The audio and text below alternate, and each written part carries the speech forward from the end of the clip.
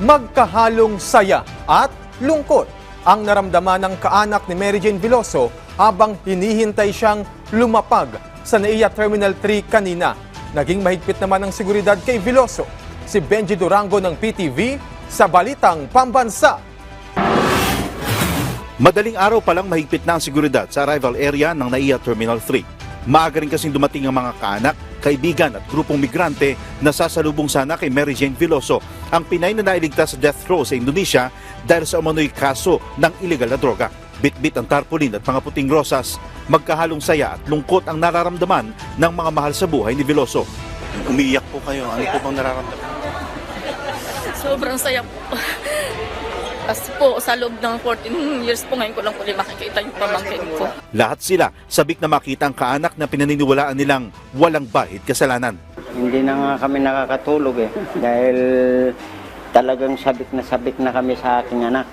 Na maakap, mahalikan, talagang sabik na kami.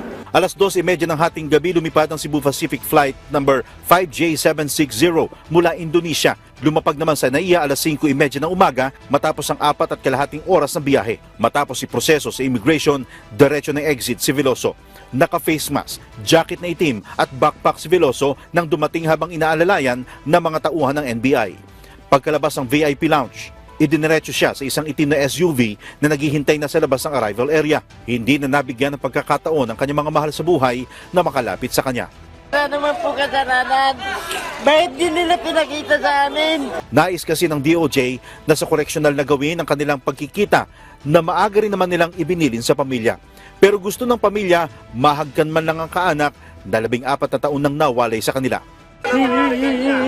Gusto po namin maakap siya.